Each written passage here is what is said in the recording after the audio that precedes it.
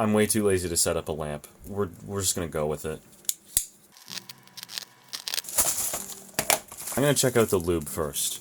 In preparation for this, I cleaned out my RS3M 2020 with alcohol. I want to try Stardust, because my biggest problem with Martian was that it wasn't fast enough.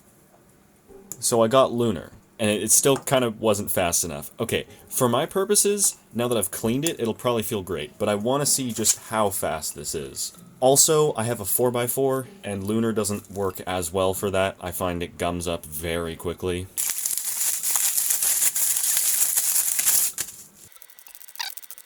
That's good enough. It's good enough, I said. It's good enough. This will open, and then it just opens, and then basically this is just gonna open really easy. We're good. It looks like they're still using the old bottle design that they were before. I have a huge issue with this design. This happened with my Martian bottle as well. After about the third time I opened it, it stopped making that rattling noise that they normally make, so it's really hard to tell whether or not it's actually sealed properly. When I get to the end, it just keeps spinning, but there's like no noticeable change in resistance. This is a really tall bottle with not a lot of weight to it, so it falls over really easily, and because the cap isn't sealed, it leaks all over the place. So if this thing is just sitting on my desk and it gets knocked over, and like a couple weeks later I pick it up, it is drenched in lube. Not a fan. They should make that text a little bigger. Like, I've got good eyesight, but even still. That's how a child-safe cap is supposed to work. My hands are shaking so much, that's just an awkward position. Oh, wow, it closed properly. Incredible. Sorry, I'm mad. Alright, let's give this a shot. It's feeling a little hard to control, but to be fair, my hands are stiff and jittery right now, so I don't think that's a problem with the lube. That's a problem with me.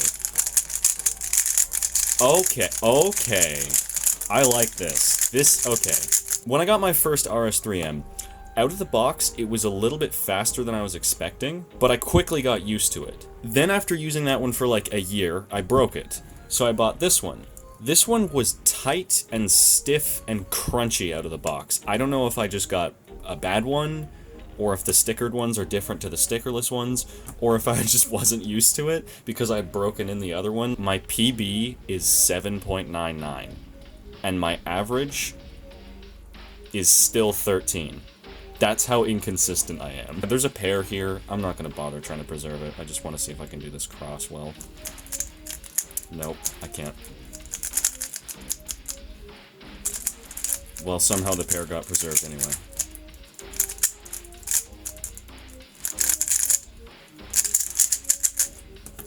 That was sloppy. Hang on, let me just adjust my seating position.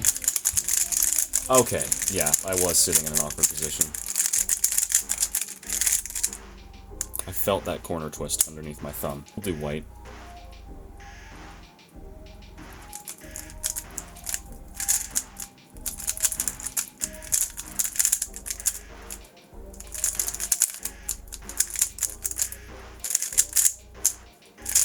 Why? Why? Square one.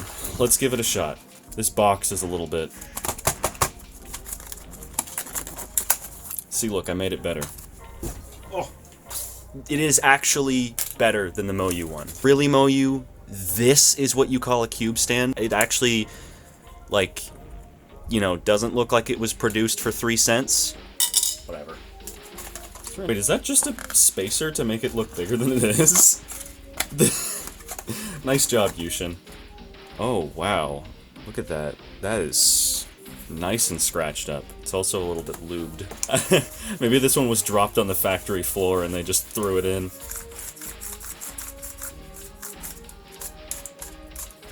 This is easier to turn than this. I don't know how to solve a square one, so I'm gonna have to watch JPerm's tutorial real quick. Right. We'll just scramble it then. Maybe we won't. Okay, well, wait. Speaking of JPerm, really I have nothing to say about this because I haven't learned it yet. I low-key wanted to get a stickered one because stickered cubes just look better to me. I'm sorry. I live in the past. Like, I really like how the Rubik's brand cubes look because of the tiles, but they turn like... I'm gonna mess around with that more later, but first I want to check out the pyraminx that I got, which is in the same lineup as my first ever 3x3 speed cube. I think I used this thing for even longer than I used my RS3M.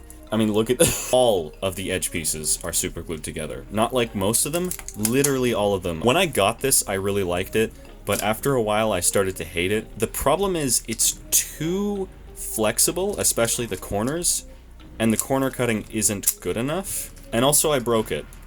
Funny enough, that is the exact same corner that I broke on my old RS3M. This lineup is a bit of a trip to the past for me, because these were the really good budget cubes when I was first starting. I don't know how the pyraminx holds up. I was just like, you know what, this one had good reviews at the time. I don't know if there's a better one.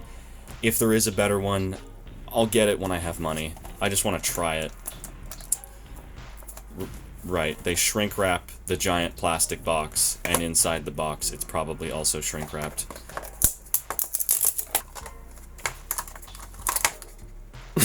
It's not shrink wrapped. It is soaked.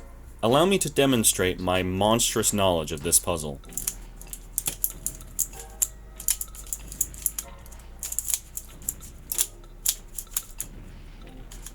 I can solve this, and I know that because I used Rubix.com to figure that out. It's really not hard to solve. I just don't know how to finger trick it. I'm just going to do this intuitively. Start with the yellow face, because it seems the easiest here. Okay.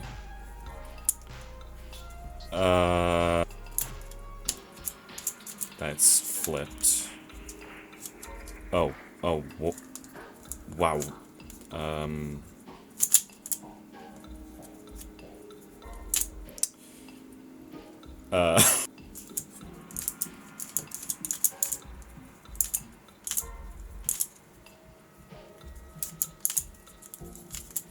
I did it. I was kind of just doing random turns towards the end. Yeah, I like this thing. Oh, one other thing I need to try. What? I'm not going to bother cleaning this out or anything. I'm just going to dump stardust into it and see what happens. That's good. Can you tell it's been a long time since I've done 4x4?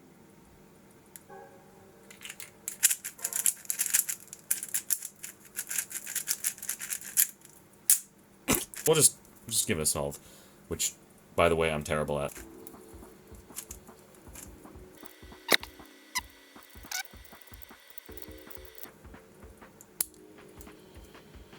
Oh my lord. Here. I just hope I don't get PLL parity.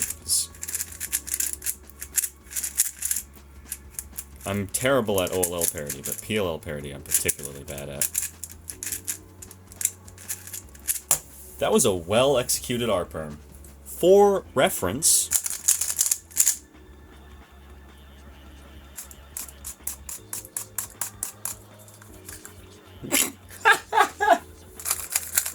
This is already blazing fast. Alright, I think it's tutorial time.